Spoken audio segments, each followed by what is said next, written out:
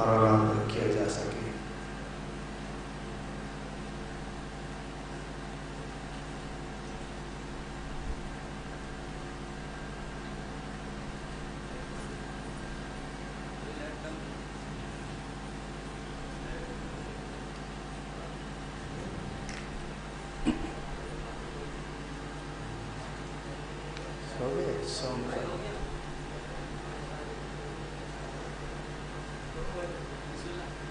اللهم صل على محمد وكان من المرسلين صراط مستقيم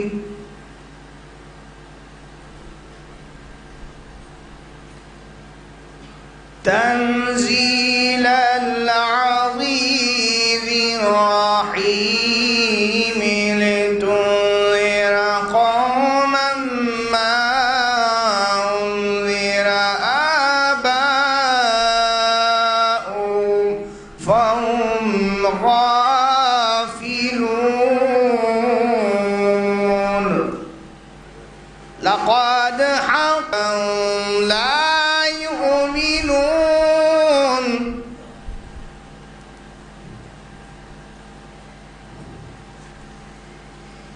إنا جعلنا في أعناقهم أغلالا فهي إلى الأذقان فهم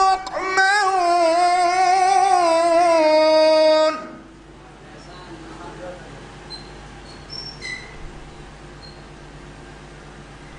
وجعلنا من بين أيديهم سدا ومن خلفهم سدا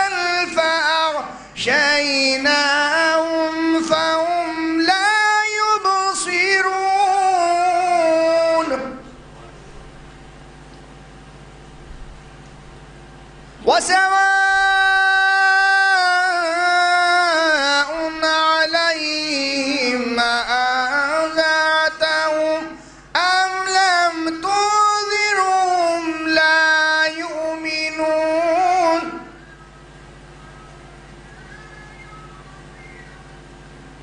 إنما تنذر من اتبع الذكر وخشي الرحمن بالغيب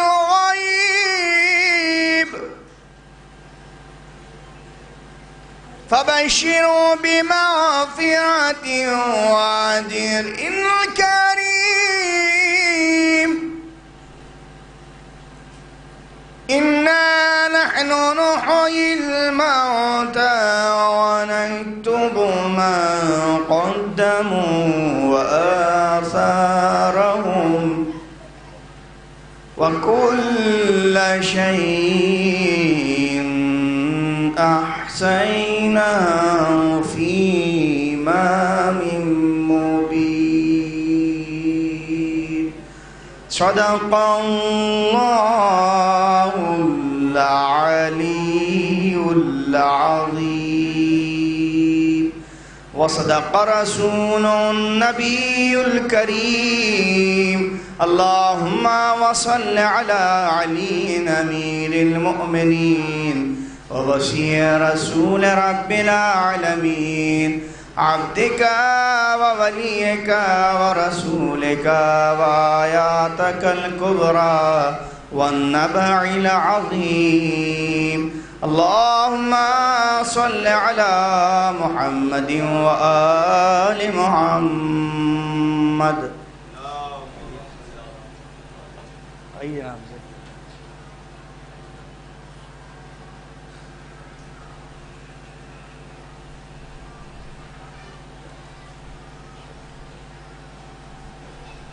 بآواز بلند نعرہ صلوات قطع حاضر کر رہا ہوں سماعت فرمائیں یہ ضروری تو نہیں ہے جنگ کے میدان میں تیر اور تلوار دشمن پر چلانا چاہیے، تیر اور تلوار دشمن پر چلانا چاہیے، کوئی سیکھے یہ علی اصغر سے آ کے دشت میں، کس جگہ حملہ کہاں پر مسکرانا چاہیے، کس جگہ حملہ کہاں پر مسکرانا چاہیے۔ ایک بار سے بلند نعرہ صلی اللہ علیہ وسلم۔ مولانا موجود ہیں اور سامعین بھی موجود ہیں، اس لیے بس ایک مطلع، دو مطلع، چند شعر آخر میں پیش کر رہا ہوں۔ حملہ کیا تھا صرف، حملہ کیا تھا صرف تبسم کے وار سے، اصغر کی جیت ہو گئی ہر اعتبار سے، اصغر کی جیت ہو گئی ہر اعتبار سے۔ یہ بھی مطلب پیش کر رہا ہوں، سماعت فرمائیں۔ یہ معجزہ بھی لکھا گیا اختصار سے، یہ معجزہ بھی لکھا گیا اختصار سے، کانٹوں کی موت ہو گئی پھولوں کے وار سے، کانٹوں کی موت ہو گئی پھولوں کے وار سے۔ شعر پیش کر رہا ہوں، سماعت فرمائیں۔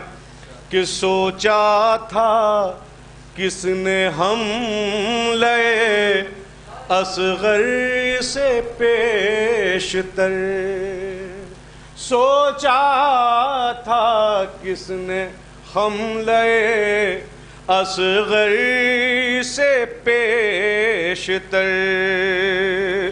تیرے ستم کٹے گا تبسم کی دھار سے، تیرے ستم کٹے گا تبسم کی دھار سے۔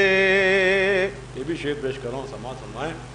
کہ دیکھا تھا جس کو ہیبت اصغر نے ایک بار، دیکھا تھا جس کو ہیبت اصغر نے ایک بار، نکلا نہیں وہ خوف کے اب تک حصار سے،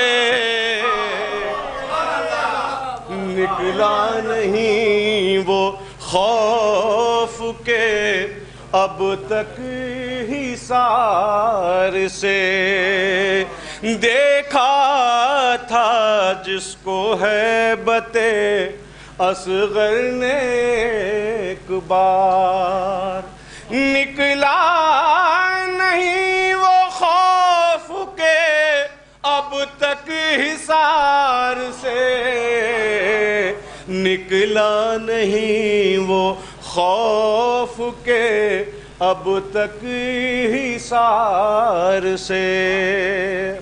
بالخصوص توجہ کا تعلیم و شعر کے لیے بھی، کاغذ پر کر رہا ہے خطابت میرا قلم، کاغذ پر کر رہا ہے خطابت میرا قلم، فرش عذاب بیٹھی ہیں لو قطار سے فرش عزا پر بیٹھی ہے لفظ قطار سے لفظ قطار سے. یہ بھی شعر پیش کر رہا ہوں، سماعت فرمائیں. کچھ فوج اپنی اور بلا لے تو ہرملا، کچھ فوج اپنی اور بلا لے تو ہرملا. اصغر لڑیں گے آج اکیلے ہزار سے، اصغر لڑیں گے آج اکیلے ہزار سے. اللہم صلی علی محمد وعلی محمد. یہ بھی شعر پیش کر رہا ہوں، سماعت فرمائیے گا. کہ نصرت میں آ کے حر دلاور مہک اٹھا، نصرت میں آ کے حر دلاور مہک اٹھا. سرور نے کام لے لیا پھولوں کا خار سے، سرور نے کام لے لیا پھولوں کا خار سے. بس دو تین شعر کی اور زحمت، ایک باؤ سے بلند آرے صلوات پڑھ دیئے سب نے پیش کر رہا ہوں، سماعت فرمائیے گا. کہیں جانا تو نہیں. کرب و بلا کی جنگ سے سیکھے ہیں یہ ہنر، کرب و بلا کی جنگ سے سیکھے ہیں یہ ہنر. پتھر کو کاٹ سکتے ہیں شیشے کی دھار سے، پتھر کو کاٹ سکتے ہیں شیشے کی دھار سے. مجھ کو علی کے عشق نے بخشی حیات نو، مجھ کو علی کے عشق نے بخشی حیات نو. اے موت مطمئن ہے تیرے انتظار سے، اے موت مطمئن ہے تیرے انتظار سے. بس یہ دو شعر پیش کر رہا ہوں، سماعت فرمائیں. کہ ہر سمت گر رہی ہے برابر سے بجلیاں، ہر سمت گر رہی ہے برابر سے بجلیاں.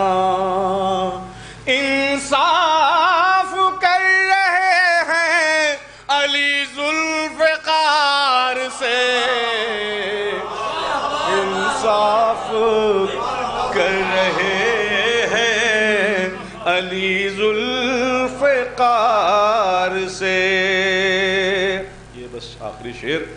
کتنا سکون ملتا ہے زینب بتائیں گی، کتنا سکون ملتا ہے زینب بتائیں گی. پوچھو تو کوئی حال کسی سوگوار سے، پوچھو تو کوئی حال کسی سوگوار سے. بس یہ آخری شعر و مقطع. لازم ہے اتحاد مسلمان کے درمیان، لازم ہے اتحاد مسلمان کے درمیان۔ ہم خوش نہیں ہیں ایسے کسی اشتہار سے، ہم خوش نہیں ہیں ایسے کسی اشتہار سے۔ اور مختہ زحمت تمام شبیر تیرے شکر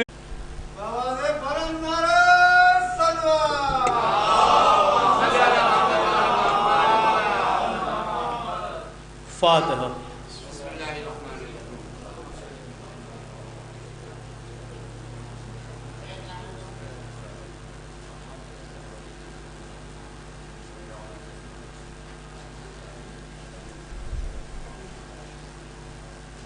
اعوذ باللہ من الشیطان اللعین الرجیم، بسم اللہ الرحمن الرحیم، الحمدللہ رب العالمین، الصلاۃ والسلام علی سید الانبیاء والمرسلین، سیدنا و نبینا و شفیعنا و مولانا ابی القاسم محمد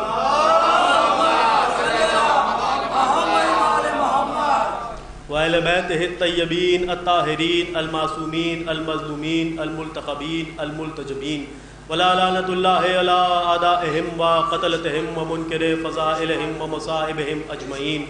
أما بعد فقد قال الله سبحانه تبارك وتعالى في كتابه المجيد وفرقانه الحميد وقوله الحق، يا أيها الذين آمنوا اتقوا الله وَكُونُوا مَعَ الصَّادِقِينَ۔ صلوات پڑھ دیں محمد۔ حضرات، قرآن کا نواں سورہ جسے سورہ برات کہا جاتا ہے، اس سورے کی 19ویں آیت کی تلاوت کا شرف حاصل کیا ہے، اور آنے والے 2-3 دن ہو جائے۔ دیکھیے، صادقین کے ساتھ ہو جانے کا حکم اللہ دیتا ہوا نظر آ رہا ہے۔ قرآن کا نواں سورہ 19ویں آیت میں اللہ حکم دے رہا ہے کہ صادقین کے ساتھ ہو جاؤ اور تقوی اختیار کرو۔ دیکھیے جو اس سورے کے مختلف فضائل ہیں کہ جو میں آپ کے سامنے عرض کروں۔ اکثر یہ کہا جاتا ہے کہ وہ سورہ ہے کہ اگر کوئی اس سورے کی تلاوت کرے گا تو روز محشر وہ تمام چیزوں سے محفوظ رہے گا، اس کی شفاعت ضرور ہو۔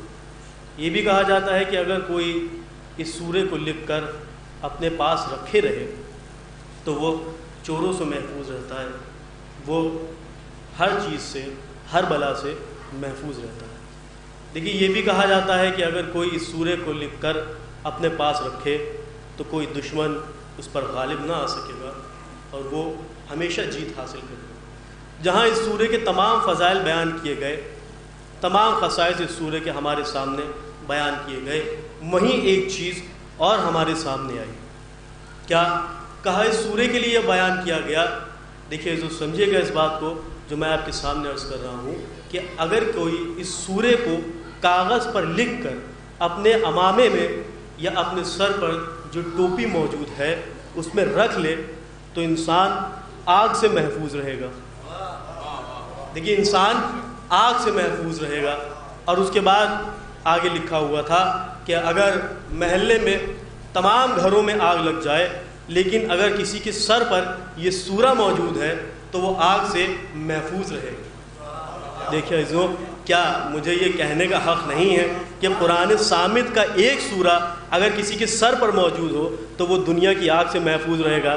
تو اب اگر قرآن ناطق کی محبت کسی کے دل میں موجود ہو، محمد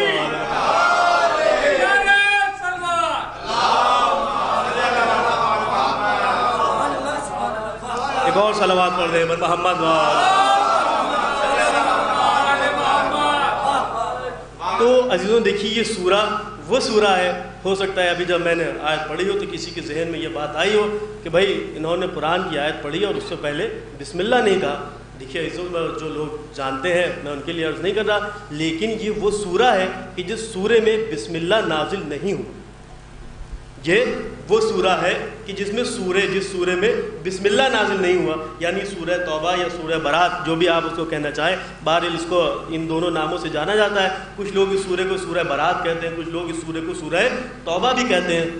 تو یہ سورہ جب نازل ہوا تو اس سورے کے ساتھ بسم اللہ الرحمن الرحیم نازل نہیں ہوئی. لہذا اگر آپ قرآن کو پڑھتے ہیں، اور جو لوگ میری بات کو سمجھ رہے ہیں وہ اس بات کی تصدیق کریں گے کہ جب بھی کوئی سورہ برات کی یعنی سورہ توبہ کی کوئی آیت پڑھتا ہے تو اس سے پہلے بسم اللہ نہیں کہتا. کیوں نہیں کہتا؟ کہ اس لیے کیونکہ جیسا قرآن نازل ہوا ہے ہم اس کو ویسا ہی بیان کرتے ہیں. ہم اپنی طرف سے اس میں سے کوئی ہیر پھیر نہیں کر سکتے، اس میں کوئی بدلاؤ نہیں کر سکتے. لہٰذا جیسا قرآن نازل ہوا ہے ہم اس قرآن کو اسی انداز سے پڑھتے ہیں. دیکھیے تو اس کی وجہ کیا تھی کہ اس سورے میں بسم اللہ نازل نہیں ہوا. بھائی سورے میں بسم اللہ نازل نہیں ہوا. میں آپ کے سامنے عرض کروں کہ اب اکثر لوگ یہاں پر یہ بات بھی کہتے ہیں کہ بھائی اس سورے میں جو بسم اللہ نازل نہیں ہوا اس کی وجہ یہ رہی کہ اس سورے میں عذاب الہی کا تذکرہ ہوا. اس سورے میں عذاب الہی کا تذکرہ ہوا، اور کیونکہ بسم اللہ الرحمن الرحیم برکت کے لیے ہے، برات کے لیے نہیں ہے، لہذا اس سورے میں بسم اللہ الرحمن الرحیم نازل نہیں ہوا. دیکھیے جو قرآن کے آپ کو اور سورے ایسے مل جائیں گے کہ جس میں اللہ کے عذاب کا تذکرہ ہوا ہے، اللہ کے عذاب کا تذکرہ ہوا ہے، لیکن وہاں پر اللہ نے جب تذکرہ کیا تو ان سوروں میں بسم اللہ موجود تھا. لیکن یہاں پر جب اللہ نے تذکرہ کیا یہاں پر بھی اس سورے میں اللہ کے عذاب کا تذکرہ ہوا. لیکن جب یہاں پہ اللہ کے عذاب کا تذکرہ ہوا تو اس سورے کے ساتھ بسم اللہ نازل نہیں ہوا. اس سورے کے ساتھ بسم اللہ نازل نہیں ہوا. اس کی وجہ کیا ہے؟ کیا وجہ ہے کہ اس سورے میں بسم اللہ نازل نہیں ہوا؟ ایسے دیکھیے اس کی کئی وجہ ہو سکتی ہیں، لیکن ایک وجہ میں آپ کے سامنے بیان کروں، ہو سکتا ہے آپ میری بات کو سمجھ سکیں. دیکھیے اس سورے میں بسم اللہ کے نازل نہ ہونے کا کہیں یہ مطلب تو نہیں ہے کہ اللہ بتانا چاہ رہا ہے کہ باقی جن سوروں میں بسم اللہ نازل ہوا وہ تبرکن نہیں بلکہ سورے کا جز بن کے نازل ہوا ہے. ایک صلوات پڑھ دیں محمد، ایک اور صلوات پڑھ دیں محمد. دیکھیے جو آج میں آپ کے سامنے کچھ عرض کرنا چاہ رہا ہوں، یہ ایک ایسا سورہ ہے کہ جس کی شکل، جس کا انداز، جس کا عنوان باقی تمام سوروں سے الگ نظر آتا ہے. ایک الگ ہی سورہ ہے کہ جس کو سورہ برات کہا جاتا ہے. یہ سورہ برات کا مطلب کیا ہے میں پھر آپ کے سامنے عرض کر دوں کہ دیکھیے یہ دو سورے ہیں. اس سورے کو سورہ برات بھی کہا جاتا ہے اور سورہ توبہ بھی کہا جاتا ہے، لیکن بہرحال اکثر لوگ اس سورے کو سورہ برات کے نام سے جانتے ہیں اور کچھ لوگ اس سورے کو سورہ توبہ کے نام سے بھی جانتے ہیں. تو یہ سورہ برات کیا ہے؟ دیکھیے برات کا مطلب کیا ہوتا ہے کہ برات کا مطلب ہوتا ہے بیزاری. برات کا مطلب ہوتا ہے بیداری، یعنی اظہار برات کرنا. یا میں ایک ایسا لفظ آپ کے سامنے استعمال کروں کہ جو ہر انسان سمجھ جائے کہ برات کا کیا مطلب ہے؟ کہ تبرہ کرنا. دیکھیے برات کا کیا مطلب ہے؟ کہ تبرہ کرنا. تو اب اگر یہ میں کہوں تو غلط تو نہیں ہوگا کہ اللہ نے اس عنوان پر پورا ایک سورہ نازل کر کے بتایا کہ دیکھو اگر غلط کو غلط کہنا غلط ہوتا تو قرآن میں غلطی سے بھی یہ سورہ نازل نہ ہوتا. صلوات پڑھ دیں محمد.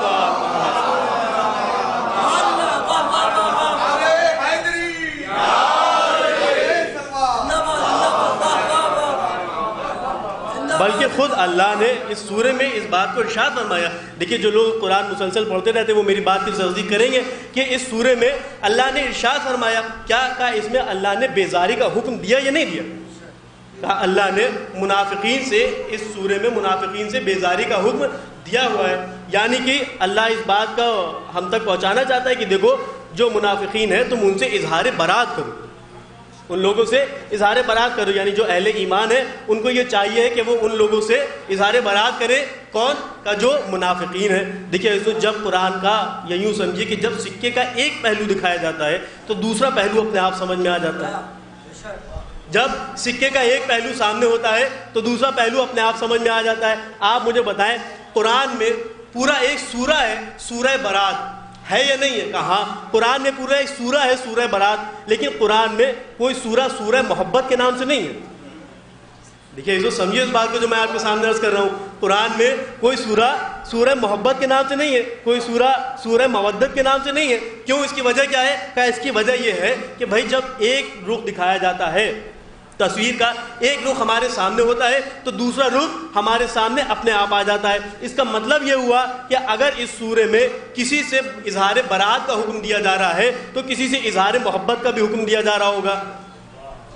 اگر کسی سے اظہار برات کا حکم دیا جا رہا ہے, یعنی اللہ کسی سے برات کا حکم دے رہا ہے, تو پھر اللہ یہ بھی چاہ رہا ہے کہ کسی سے محبت کی جائے. تو محبت کس سے کی جائے اور برات کس سے کی جائے؟ دیکھیے برات کا حکم کس کے لیے دیا جا رہا ہے؟ کہ برات کا حکم دیا جا رہا ہے منافقین سے. تو اب ایک بات سمجھ میں آئی کہ اگر منافقین سے برات کرنا ہے تو محبت کس سے کرنا ہے؟ کہ مومنین سے. دیکھیے اگر منافقین سے برات کی جائے گی تو محبت کس سے ہوگی؟ کہ اگر منافقین سے برات کی جائے گی تو محبت مومنین سے ہوگی. یا یوں سمجھے کہ جو مومنین کے سامنے آ جائے گا اس سے ہم اظہار برات کریں گے. تو اب آپ کی سمجھ میں آیا کہ جو مومن کے سامنے آ جائے اس سے بھی اظہار برات کی جاتی ہے, اور جو امیر المومنین کے سامنے آ جائے اس سے بھی اظہار برات کیا جاتا ہے. صلوات پڑھ دیں محمد.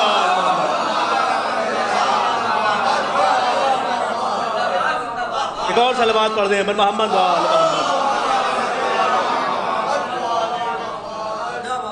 تو عزیزوں دیکھیے اس سورے میں آپ کو بہت کچھ مل جائے گا. مثلا میں آپ کے سامنے عرض کروں کہ دیکھیے اس سورے میں جب یہ سورہ نازل ہوا, غالباً 9 ہجری میں یہ سورہ جس وقت نازل ہوا, رسول خدا جنگ تبوک سے واپس لوٹ رہے تھے. آگے کی کسی مجلس سے مجھے انشاءاللہ موقع ملا تو میں آپ کے سامنے عرض کروں گا کہ یہ جنگ تبوک کیا ہے, یہ کس سے ہوئی تھی اور کس نے کی تھی. روم کے خلاف, یعنی رومن امپائر کے خلاف یہ جنگ تبوک رسول خدا نے لڑی تھی. 12 عزیزوں آگے میں آپ کے سامنے عرض کروں گا کسی دن. تو جب رسول خدا جنگ تبوک سے واپس لوٹے تب اللہ نے آیات نازل کی. اللہ نے آیات نازل کی, 10 آیات اس سورے کی نازل ہوئی. دیکھیے جو فتح مکہ کے بعد, بہرحال یہ ایک تمہیدی مجلس ہے لیکن میں آپ کے سامنے تاریخ بیان کرنے کی کوشش کر رہا ہوں. ایک صلوات پڑھتے ہیں محمد وعلی محمد. تو عزیزوں دیکھیے کہ فتح مکہ کے بعد رسول خدا نے ان لوگوں سے, یعنی جو مشرکین وہاں پر موجود تھے, ان کو منع نہیں کیا تھا کہ آج کے بعد کوئی بھی مشرک, کوئی بھی منافق کعبے کا طواف نہیں کرے گا. لوگ کعبے کا طواف کرتے تھے. اور روایات میں یہ بھی ملتا ہے کہ جو عرب تھے ان کا دستور یہ ہوا کرتا تھا. دیکھیے سمجھیے گا اس بات کو جو میں آپ کے سامنے عرض کر رہا ہوں. عرب کا دستور یہ ہوا کرتا تھا کہ یہ لوگ جس لباس میں کعبے کا طواف کرتے تھے اس کے بعد زندگی میں کبھی اس لباس کو پہننا اچھا نہیں سمجھتے تھے اور اس لباس کو صدقہ کر دیا کرتے تھے. اس لباس کو صدقہ کر دیتے تھے کہ جو لباس پہن کر یہ لوگ طواف کرتے تھے, طواف کرنے کے بعد اس لباس کو صدقہ کر دیتے تھے. اور خالی یہ اپنے ہی لیے نہیں بلکہ باہر سے بھی اگر کوئی شخص آتا تھا کعبے کے طواف کے لیے تو یہ لوگ اس سے بھی یہی کہتے تھے کہ بھائی تم نے اپنا طواف کر لیا ہے, لہٰذا اب تم جو لباس پہنے ہو تمہیں اس لباس کو صدقہ کرنا پڑے گا. اور وہ لوگ اس لباس کو صدقہ کر دیتے تھے. تاریخ میں یہاں تک ملتا ہے کہ وہاں پر جب اس طرح کے کام شروع ہوئے تو لوگوں نے, یعنی جو مکے کے رہنے والے لوگ تھے, انہوں نے اپنے اپنے لباس ادھار پر دینا شروع کر دیے. یعنی یوں سمجھے کہ ان لوگوں نے عبادت میں تجارت شروع کر دی. ایک صلوات پڑھ دیں محمد.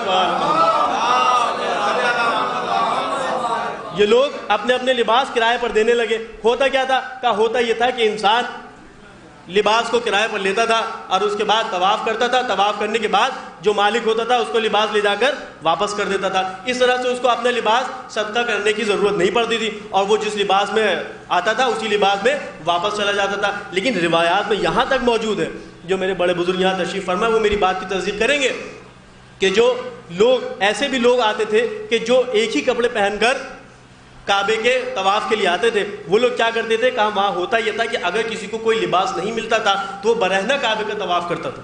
دیکھیے ایسا ہوتا تھا یا نہیں ہوتا تھا؟ کہاں ایسا ہوتا تھا.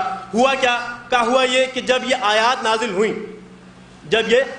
نازل ہوئیں رسول خدا نے اس آیات کو, یعنی سورے کی 10 آیات کو چنا اور اس کے بعد پسر ابی قحافہ کو بلایا.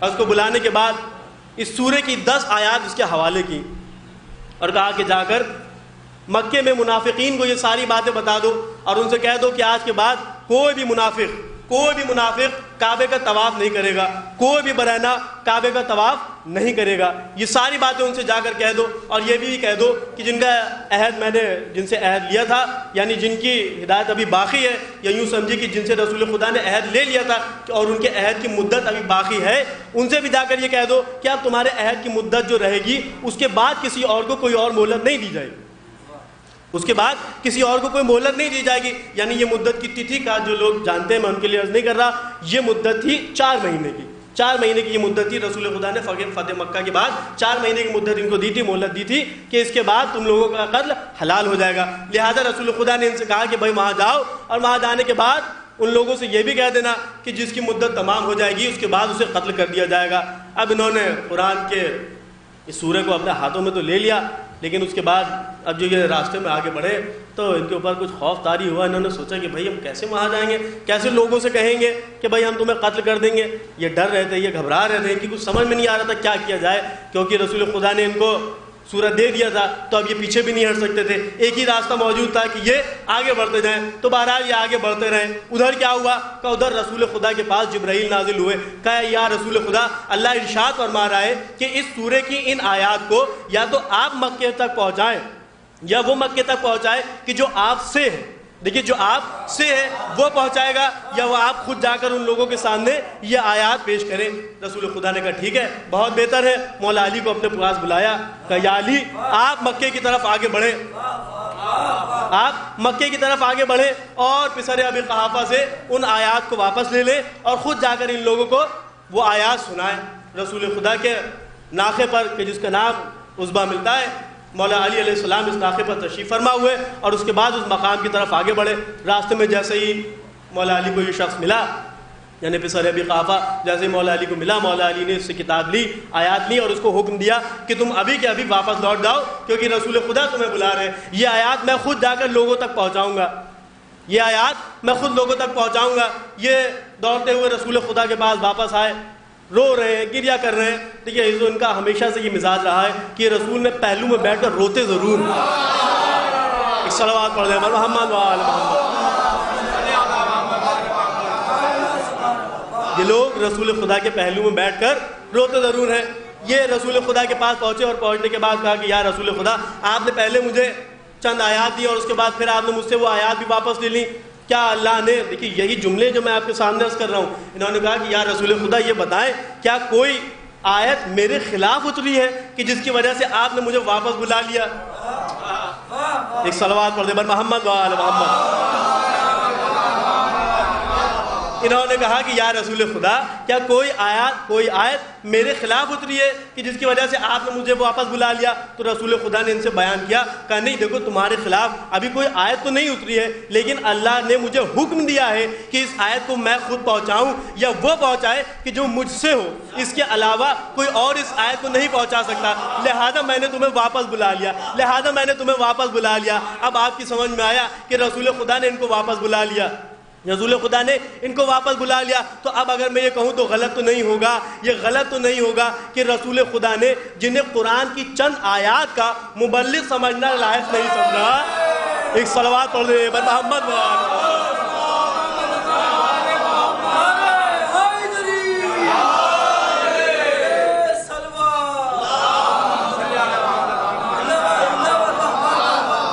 قرآن کی چند آیات کا مبلغ بننے آنے کے لائق جس کو اللہ اور رسول نے نہیں سمجھا، اس کو مسلمانوں نے پورا قرآن لیتا ہوا نظر آ رہا ہے۔ ایک صلوات پڑھ دے بر محمد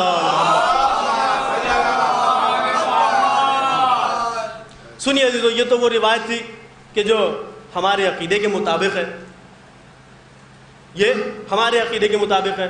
دوسروں نے کیا کہا؟ دیکھیے عزیزو، خدا کی قسم، بغض علی بھی کیا عجیب چیز ہے کہ لوگ علی کی بغض میں کیسے کیسے الزامات رسول خدا پر لگانے لگے۔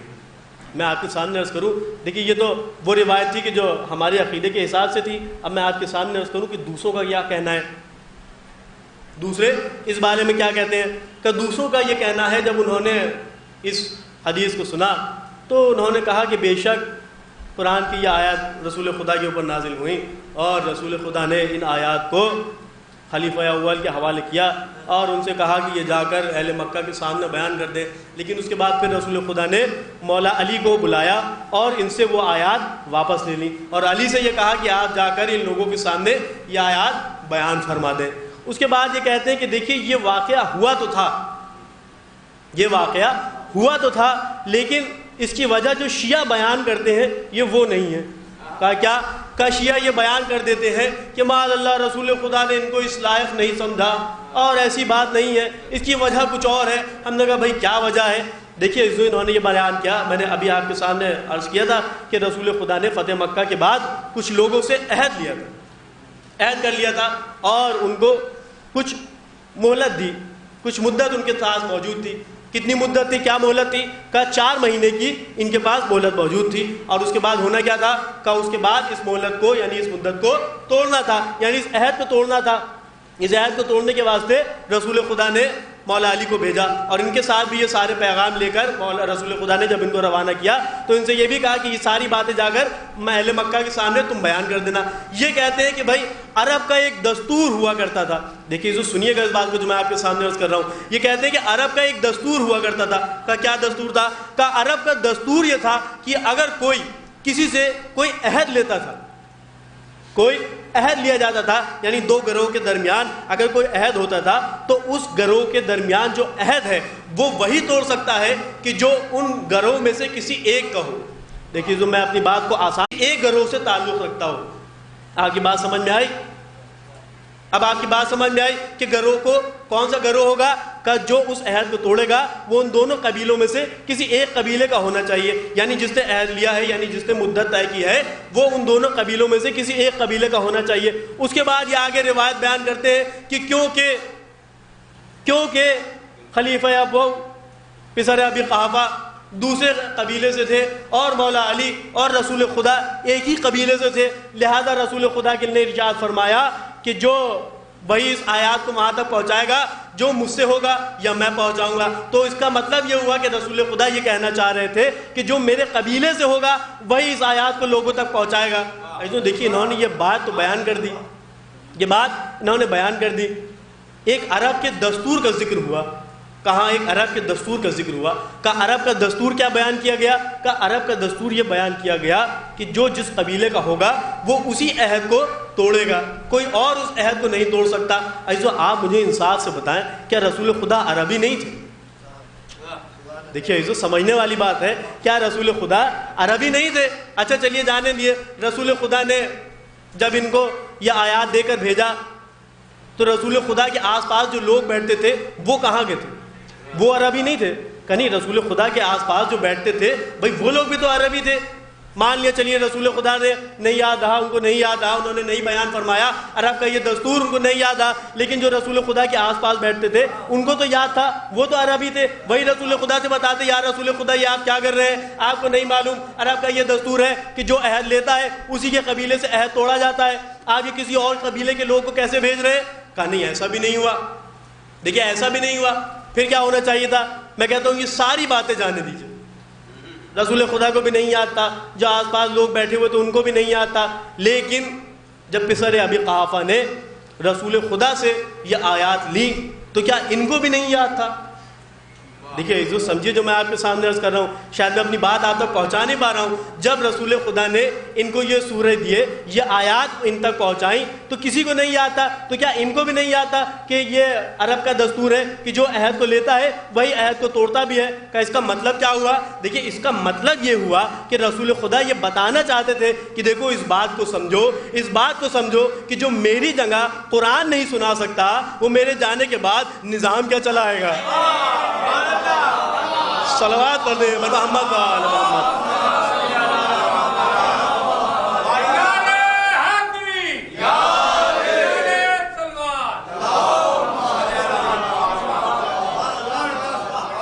ایک اور صلوات پڑھ دیں محمد وآل محمد. تو رسول خدا یہ بیان فرما رہے تھے کہ اس بات کو سمجھو.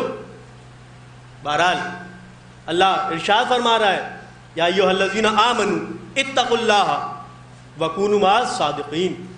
اے وہ لوگ جو ایمان لائے، تقوی اختیار کرو اور صادقین کے ساتھ ہو جاؤ۔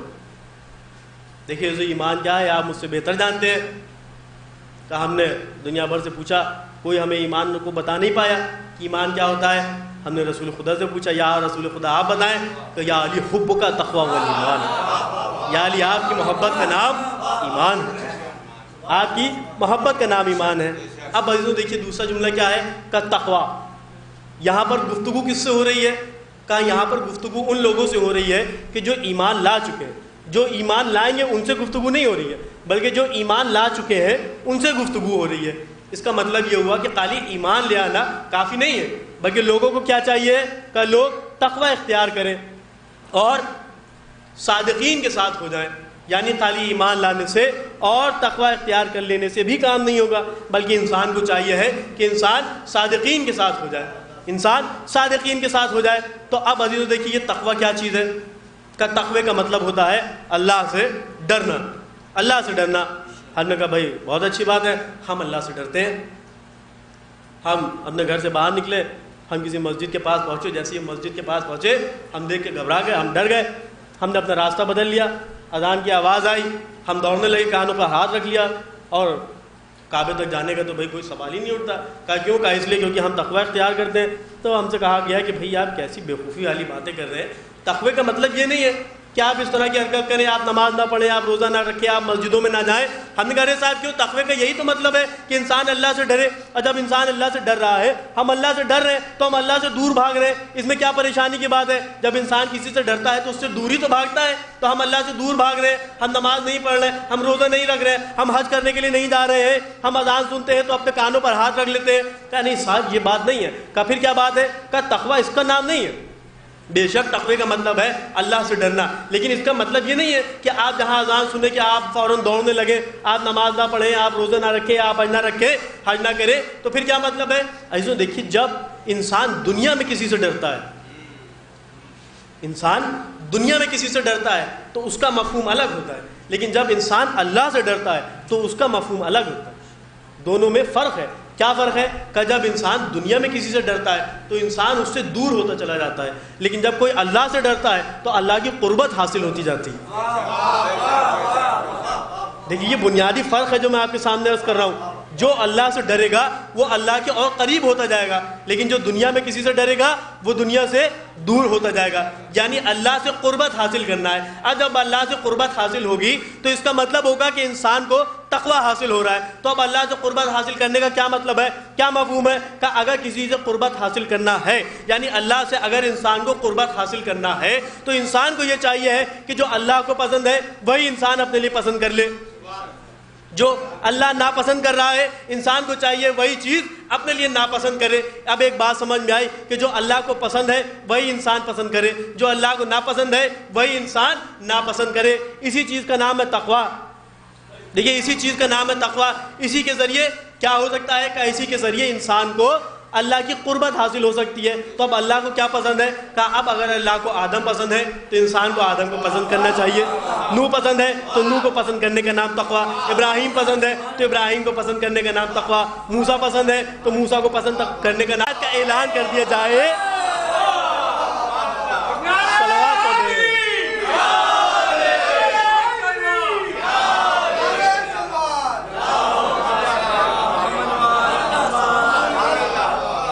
اس کا مطلب یہ ہوا کہ علی سے محبت کرنے کا نام ہے تقویٰ، علی سے محبت کرنے کا نام تقویٰ۔ اب عزیزو آگے بڑھے، دوسری منزل پر آئے۔ اللہ کہہ رہا ہے یا ایھا الذین آمنوا اتقوا اللہ وکونوا مع الصادقین۔ اے وہ لوگ جو ایمان لائے، خالی ایمان لا کر رک نہ جاؤ، تقوی کی منزل میں پہنچو۔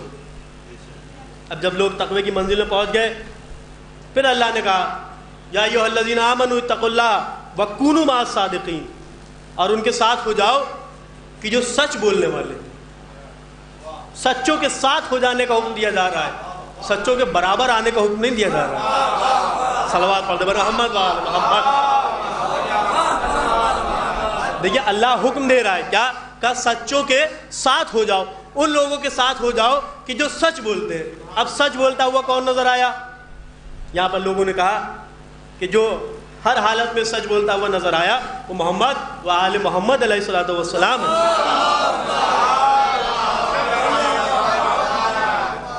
دیکھیے عزیزوں، میں آپ کے سامنے عرض کروں، محمد و آل محمد سچ بولنے والے نہیں ہیں، بلکہ یہ جو بولتے ہیں وہی سچ کہلاتا ہے۔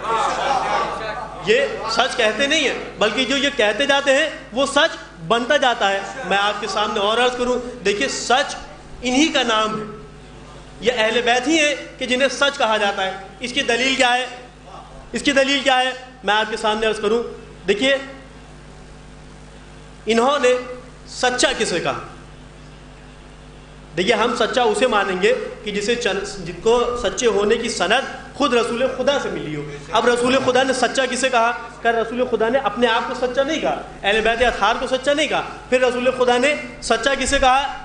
آپ کے سامنے ہے، رسول خدا نے کیا ارشاد فرمایا؟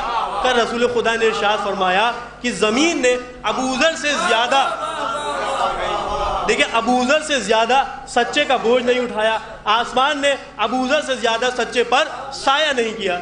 تو یہ ابوذر کو کس نے سچا کہا؟ کہا کسی انسان نے، کسی ذاکر نے، کسی مولوی نے، کسی مجتہد نے سچا نہیں کہا کہ جو ہم سوچ لیں کہ بھئی ہمارے گروپ کے مولوی نہیں ہے یا آپ کے گروپ کے مولوی نہیں ہے۔ کہا نہیں، ایسا نہیں ہوا۔ پھر کیا ہوا؟ کہا اللہ نے انہیں سچا کہا۔ کس کو؟ جناب ابوذر کو اللہ نے سچا کہا۔ بھئی یہ جناب ابوذر کو اللہ نے سچا کیوں کہا؟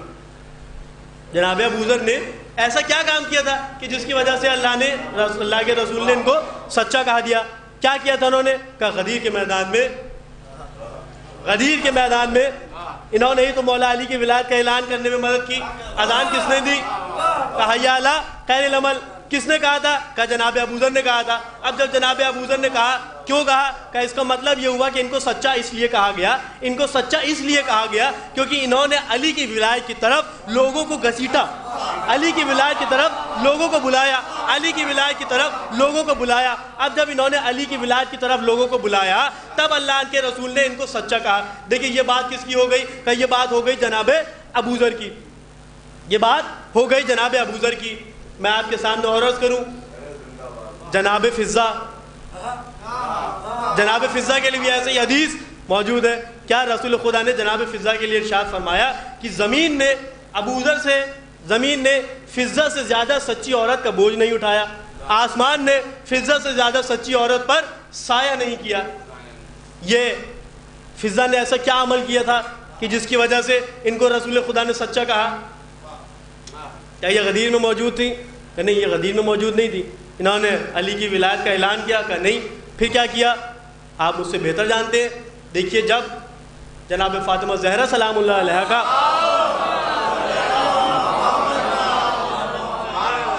جب ان لعینوں نے جناب فاطمہ زہرا کا حق قبض کیا تو اس وقت جناب فاطمہ زہرا کچھ لوگوں کو دلیل کے طور پر لے کر آئیں اور انہوں نے جناب فاطمہ زہرا کے حق میں گواہی۔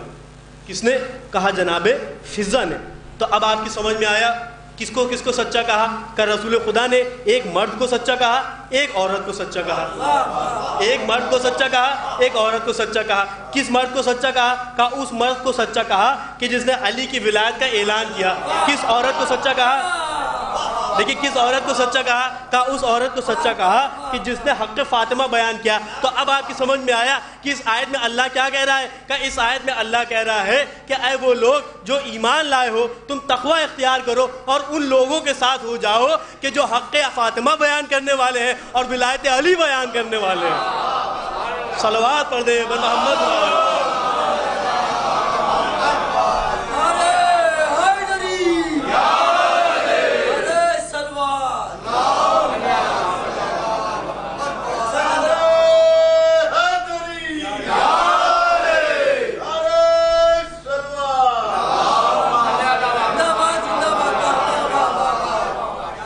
صلوات پڑھ دیں محمد وآل محمد۔ تو یہ مرتبہ ہے مولائے متقیان کا۔ کوئی کیا سمجھے گا ان کی اہمیت کیا ہے؟ نسلوں کی طہارت شرط ہے علی کی محبت کے لیے۔ دیکھیے اس بس ایک واقعہ میں آپ کے سامنے عرض کروں اور اس کے بعد انشاءاللہ ربط مسائل۔ رسول خدا کے سامنے بہت سے لوگ موجود ہیں، بہت سے لوگ رسول خدا کے سامنے موجود ہیں۔ دیکھیے رسول خدا کے اوپر کچھ الزامات ایسے ہیں کہ جو مسلمان مسلسل لگاتے چلے ہوئے ہیں، اور ان الزامات کو ایسی کثرت سے لگایا جاتا ہے کہ لوگ اب اس کو الزام نہیں سمجھتے۔ مثلا میں آپ کے سامنے عرض کروں کہ رسول خدا کے اوپر مسلمان 2 الزام لگاتے ہیں۔ دیکھیے سمجھے گا اس بات کو جو میں آپ کے سامنے عرض کر رہا ہوں۔ 2 الزام ایسے ہیں کہ جو رسول خدا پر لگائے جاتے ہیں۔ کون سے 2 الزام؟ ایک الزام یہ لگایا جاتا ہے کہ رسول خدا جب معاذ اللہ اس دنیا سے رخصت ہوئے تو اپنا کوئی جانشین، کوئی وارث چھوڑ کر نہیں گئے۔ ایسا آپ مجھے انصاف سے بتائیں کہ رسول خدا اتنی بڑی امت کو لاوارث چھوڑ کر چلے گئے؟ اگر آپ کسی غیر مسلمان کے سامنے یہ بات کہیں گے تو انسان کیا سمجھے گا؟ انسان کیا کہے گا کہ مسلمانوں کی اتنی بڑی ہستی، اتنی بڑی شخصیت، اور وہ معاذ اللہ اتنا غیر ذمہ دارانہ عمل کر کے اس دنیا سے رخصت ہو گئے۔ دوسرا عمل کیا؟ کہ دوسری بات یہ کہی جاتی ہے کہ رسول خدا جب اس کائنات سے رخصت ہوئے تو وہ قرآن کو جمع شدہ حالت میں چھوڑ کر ہی نہیں۔ دیکھیے یہ میں آپ کے سامنے جو عرض کر رہا ہوں سمجھیے اس بات کو کہ رسول خدا کے لیے کہا جاتا ہے کہ رسول خدا جب اس کائنات سے رخصت ہوئے تو قرآن کو جمع شدہ حالت میں چھوڑ کر نہیں گئے۔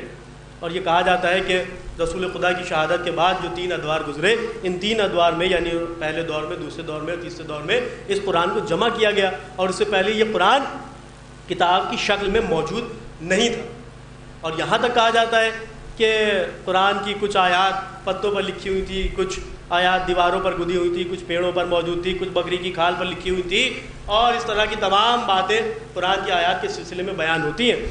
اور لوگ کہتے ہیں کہ اس کے بعد جمع قرآن کا سلسلہ جب شروع ہوا تو جس کو جو آیات یاد تھی، جس کو جہاں سے جو آیت ملی، اس نے لا کے اس آیت کو جمع کیا۔ یا یوں سمجھیے کہ ان کا یہ مطلب تھا کہ اس قرآن کو چندے سے جمع کیا گیا۔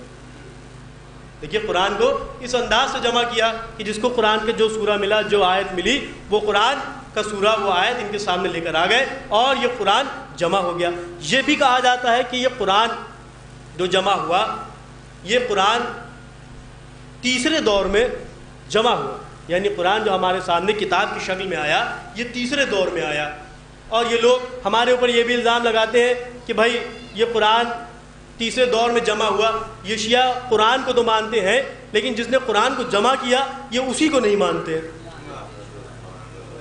جس نے قرآن کو جمع کیا یہ شیعہ اسی قرآن کو جمع کرنے والے کو نہیں مانتے۔ ایسا دیکھیے ان لوگوں کی بھی عجیب بات ہے، اپنے اپنے موڈ کے حساب سے ہمارے اوپر اعتراض کرتے ہیں۔ کبھی تو یہی کہتے ہیں کہ ہم قرآن ہی نہیں مانتے، اور کبھی کہتے ہیں قرآن کو تو مانتے ہیں لیکن جس نے جمع کیا اس کو نہیں مانتے۔ تو بھیا پہلے اس بات کو طے کر لو کہ ہم قرآن مانتے ہیں یا ہم قرآن نہیں مانتے۔ ایک صلوات پڑھ دے محمد و آل محمد۔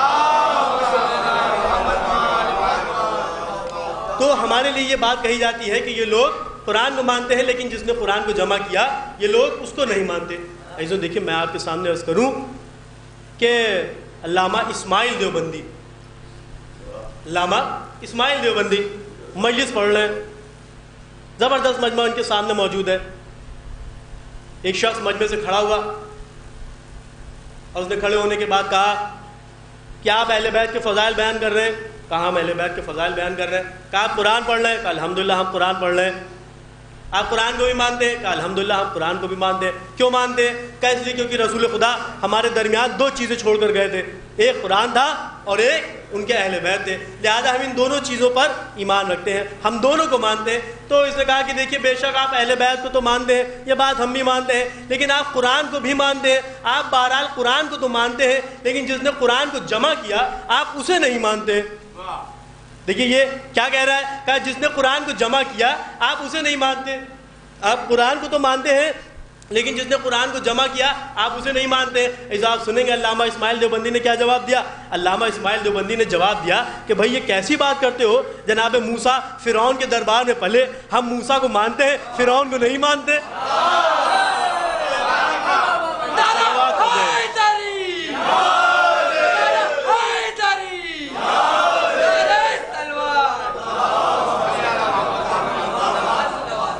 ایک اور صلوات پڑھ دیں محمد۔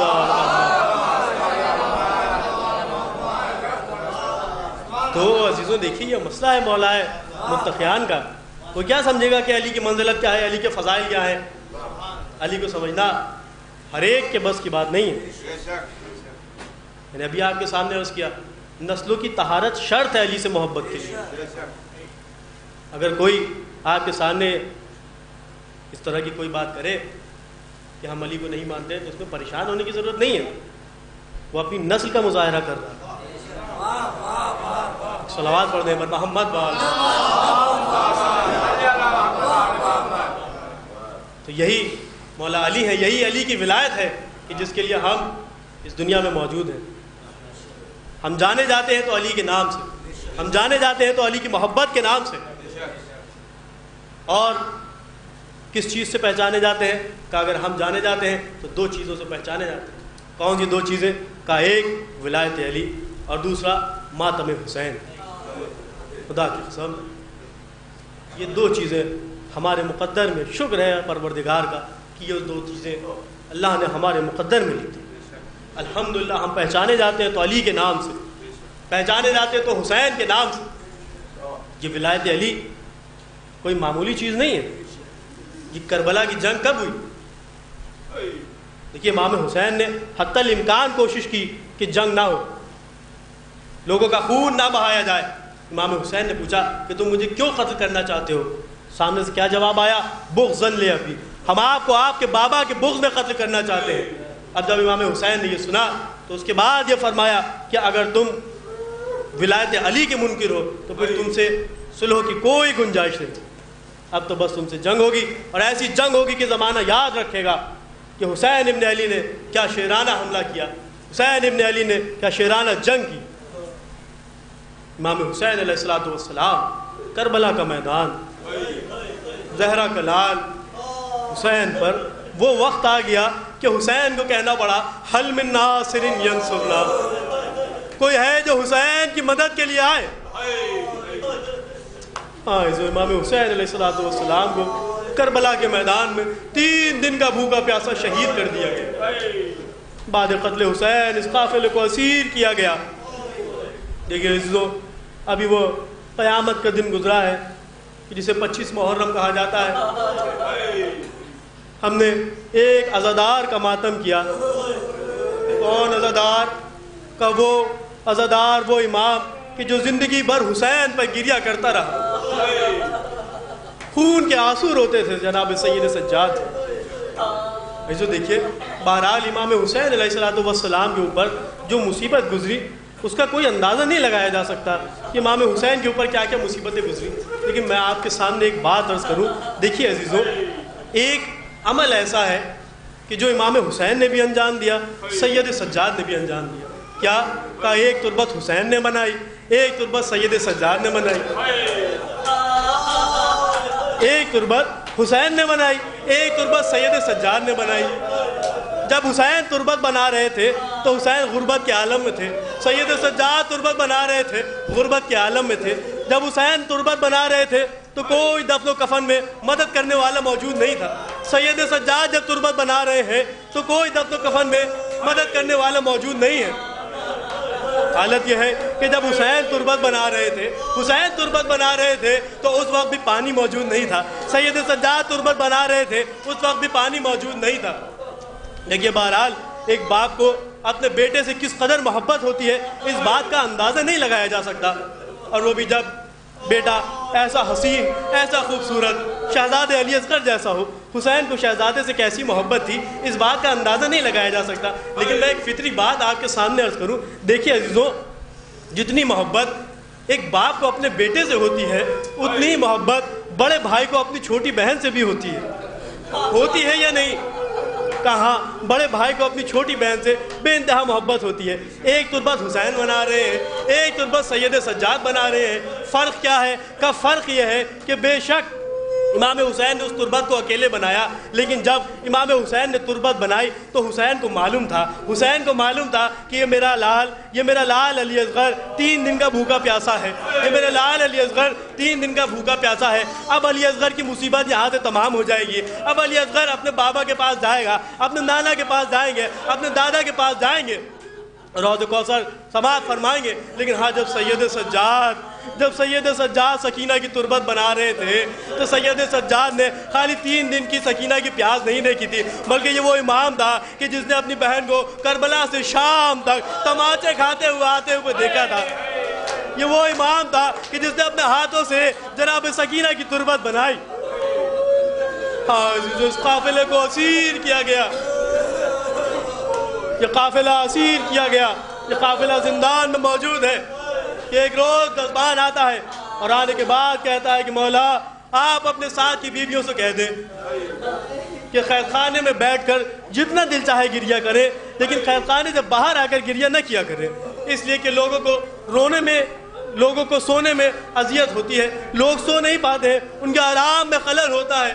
آج امام سید سجاد نے ہتھکڑیوں بیڑیوں کو سنبھالا، دروازے پر آئے، کہے بھائی ہمارے ساتھ کی جتنی بھی عورتیں ہیں، کوئی بھی عورت قید خانے سے باہر نکل کر حسین پر گریہ نہیں کرتی، کوئی بھی عورت باہر نکل کر حسین پر گریہ نہیں کرتی ہے۔ کہ مولا اگر آپ یہ کہہ رہے ہیں تو میں آپ کی بات کو مانتا ہوں، لیکن اگر قید خانے سے کوئی بیوی باہر نہیں نکلتی ہے تو وہ بیوی کون ہے کہ جو قید خانے کی پشت پر آ کر بیٹھ جاتی ہے، نام حسین لے کر گریہ کرتی ہے؟ مولا فرماتے ہیں بھائی اب جب وہ بی بی آ جائے تو تم مجھے بلا لینا، اب جب وہ بی بی آئے تو تم مجھے بلا لینا۔ یہ کہتا ہے ٹھیک ہے مولا بہتر ہے۔ حسب دستور نصف شب گزر جانے کے بعد یہ دربان قید خانے کے باہر آیا، آواز دی مولا وہ بی بی آ گئی ہیں۔ جناب سید سجاد نے ہتھکڑیوں بیڑیوں کو سنبھالا، خیمے کی پشت پر آئے، ان بی بی کو دیکھا، عجب بے چینی سے وہ بی بی روتی ہوئی نظر آئی، نام حسین لے کر گریہ کر رہی ہیں۔ ہائے میرا حسین کربلا کے میدان میں 3 دن کا بھوکا پیاسا شہید کر دیا گیا۔ جناب سید سجاد نے ان بی بی کو دیکھا اور اس کے بعد اس شخص کی طرف دیکھا کہ بھائی یہ بی بی ہمارے ساتھ کی نہیں ہے، اے بھائی یہ بی بی ہمارے ساتھ کی نہیں ہے۔ کہ مولا آپ نے اتنی دور سے دیکھ کر کیسے پہچان لیا کہ یہ بی بی آپ کے ساتھ نہیں ہے؟ جو سنیں گے آپ کے امام نے کیا فرمایا؟ حیادار لوگ میرے سامنے بیٹھے ہوئے ہیں، امام فرماتے ہیں اے بی بھائی مجھے ایسے معلوم ہوا کیونکہ اس عورت کے سر پر، ان بی بی کے سر پر چادر موجود ہے، اور ہمارے ساتھ جتنی عورتیں موجود ہیں کسی کے سر پر چادر نہیں ہے، کسی کے سر پر چادر نہیں ہے، لیکن ان بی بی کے سر پر چادر موجود ہے۔ جناب سید سجاد ان بی بی کے پاس پہنچے اور پہنچنے کے بعد فرمایا کہ بی بی آپ کون ہیں؟ کوئی جواب نہیں ملا۔